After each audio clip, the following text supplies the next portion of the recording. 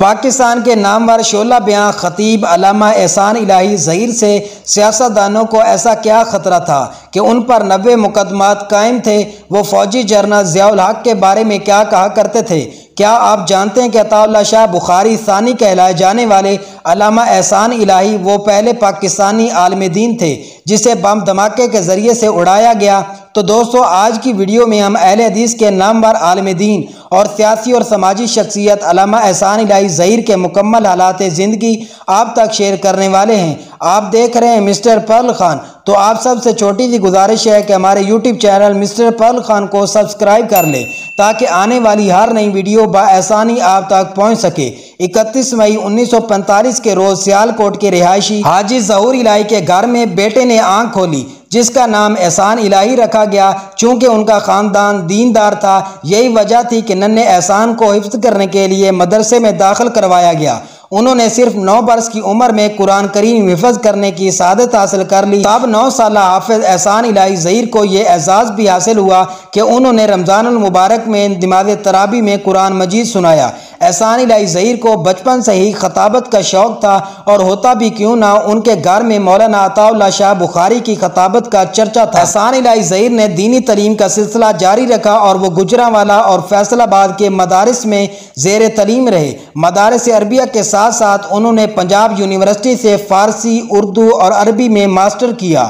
بعض ازاں وہ سعودی عرب میں چلے گئے اور وہاں مدینہ یونیورسٹی میں پڑھنے لگے۔ پاکستان واپسی پر انہوں نے ایک خطابت و امامت کے ساتھ ساتھ سیاست میں بھی حصہ لینا شروع کیا۔ انہوں نے اپنی سیاسی زندگی کی شروعات 1968 میں جنرل ایوب کے خلاف تحریک چلانے سے کی۔ ایوب خان کے بعد یحییٰ کے دور میں بھی انہوں نے اپنی تحریر اور تقریر کے ذریعے اقتدار کے مسرد نشینوں کو ٹارگٹ پر رکھا۔ سقوط ڈھاکہ کے بعد جب بھٹو صاحب پاور میں آئے، انہوں نے بنگلہ دیش کو تسلیم کرنے کا اعلان کیا تو علامہ احسان الہی ظہیر نے بڑی شدت کے ساتھ بنگلہ دیش نامنظور تحریک میں حصہ لیا۔ اس موقع پر علامہ احسان الہی ظہیر نے اپنے 4 ماہ کے بیٹے احتسام الہی ظہیر کو دیکھتے ہوئے کہا تھا کہ اگر یہ میرا بیٹا کٹ جاتا ہے، مر جاتا ہے، تو شاید مجھے اتنا افسوس نہ ہوتا جتنا افسوس پاکستان کے ٹوٹ جانے کا ہوا ہے۔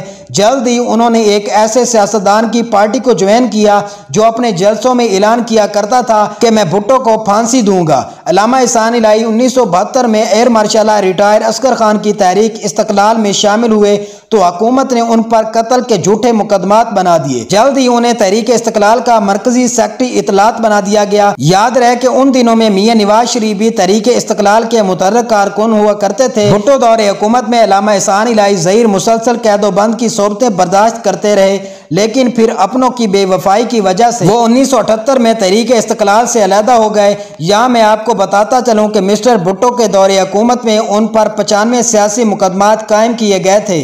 ذوالفقار علی بھٹو کے دور حکومت میں انہوں نے ختم نبوت کی تحریک میں بڑے جوش و خروش سے حصہ لیا۔ علامہ احسان الہی ظہیر بلا کے خطیب تھے۔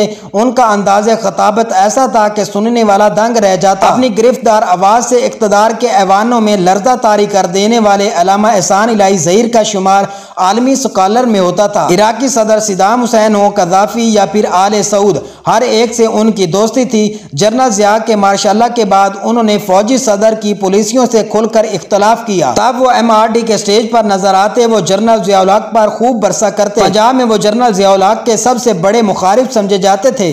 وہ ماشاء اللہ میں ضیاء حکومت کو اسلام کے منافی قرار دیتے۔ وہ کہا کرتے تھے کہ ضیاء الحق اپنے 10 سالہ اقتدار میں نہ ہی اسلام نافذ کر سکا اور نہ ہی جمہوریت۔ علامہ احسان الہی نے 3 جماعتوں کو اکٹھا کر کے ایک سیاسی اتحاد بنایا جو زیادہ عرصہ نہ چل سکا۔ پھر انہوں نے اپنی تمام تر توانائیوں اپنی جماعت کو سیاسی قوت بنانے میں صرف کر دی۔ انہوں نے ایسے وقت میں جنرل ضیاء الحق کی آنکھوں میں آنکھ ڈال کر فوجی عامر کو چیلنج کیا کہ جب مسئلے کے اہل حدیث کے نامی گرامی علماء مارشل ایڈمنسٹر جنرل ضیاء الحق کے ہاتھوں میں ہاتھ ڈالے ہوئے تھے اور ان کے کیمپ میں نظر آتے تھے۔ یہ 23 مارچ 1987 کا دن تھا کہ علامہ احسان الہی ظہیر قلعہ لشمن سنگھ لاہور میں ایک بڑے جلسے عام سے تقریر کر رہے تھے۔ 11:35 پر علامہ احسان الہی کی تقریر جاری تھی کہ انہوں نے علامہ اقبال کا یہ شعر پڑھنا شروع کیا: کافر ہے تو شمشیر پہ کرتا ہے بھروسہ، مومن ہے تو بے تیغ۔ ابھی اتنے ہی الفاظ ادا کیے تھے کہ اسٹیج پر ان کی بائیں جانب اچانک زوردار بم دھماکہ ہوا۔ علامہ حبیب الرحمان یزدانی سمیت کئی لوگ جان بحق ہوئے۔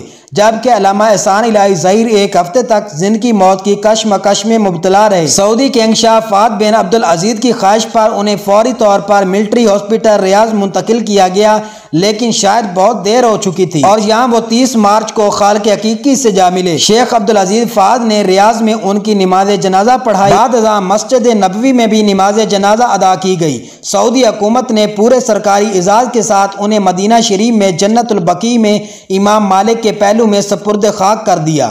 یاد رہے کہ مسلک اہل حدیث کے علامہ احسان الہی ظہیر پاکستان کے وہ پہلے مذہبی رہنما تھے جنہیں بم دھماکے سے اڑایا گیا۔ علامہ احسان الہی نے اپنی تبلیغی اور تنظیمی مصروفیات کے باوجود دنیا کی مختلف زبانوں میں کئی کتابیں تحریر کیں، جن میں اردو، فارسی، عربی اور انگریزی شامل ہیں۔ ان کی کتب کا دنیا کی 8 سے زائد مختلف زبانوں میں ترجمہ ہو چکا ہے اور چند ایک کتب دنیا کی چند بڑی یونیورسٹی اور تعلیمی اداروں کے نصاب میں شامل ہیں۔ موچی دروازہ لاہور، لیاقت باغ راولپنڈی، ملتان اور فیصل آباد دھوبی گھاٹ سمیت پاکستان کا شاید ہی کوئی شہر ہو جہاں علامہ احسان الہی ظہیر نہ گرجے برسے ہوں۔ چنوٹ کے ایک جلسے میں ان کی تقریر کے دوران بوندا باندی شروع ہو گئی اور دیکھتے ہی دیکھتے موسلادھار بارش ہونے لگی۔ جب علامہ احسان الہی ظہیر نے دیکھا کہ لوگ بارش کی وجہ سے پریشان ہو رہے ہیں تو انہوں نے اپنے سر سے جناح کیپ اتار دی، آستینیں چڑھا لیں اور اپنی گرجدار آواز میں بولے، تم بارش سے بھاگتے ہو، بارش کیا چیز ہے؟ مجھے تو وہ دیوانے چاہیے جو گولیوں کے سامنے ڈٹ کے کھڑے ہو جائیں۔ عوام کا یہ سننا تھا کہ جو کوئی جہاں کھڑا تھا وہیں بیٹھ گیا۔ اور لکھنے والے نے لکھا ہے کہ علامہ احسان الہی ظہیر کی خطابت سن کر محسوس ہوتا ہے کہ خوبصورت الفاظ لائن لگا کر کھڑے ہیں اور علامہ حسن انتخاب کرتے چلے جا رہے ہیں۔ ان کا انداز خطابت دیکھ کر لوگ انہیں عطا اللہ شاہ ثانی کہا کرتے تھے۔ احسان الہی ظہیر نے اپنی زندگی میں دنیا کے بیشتر ممالک کے دورے کیے۔ انہوں نے سعودی عرب، مشرق وسطیٰ کے کئی ممالک کے ساتھ ساتھ Italy, Spain, France, Germany, England, America, چین، Thailand, Japan, Bangladesh, Iran, Afghanistan اور بھارت کے تبلیغی دورے کیے۔ مزید ایسی ویڈیو دیکھنے کے لیے ہمارے YouTube channel Mister Pearl Khan کو سبسکرائب کر لیں اور بیل کے آئیکن پر کلک کر لیں تاکہ آنے والی مزید ایسی ویڈیو بآسانی آپ تک پہنچ سکے۔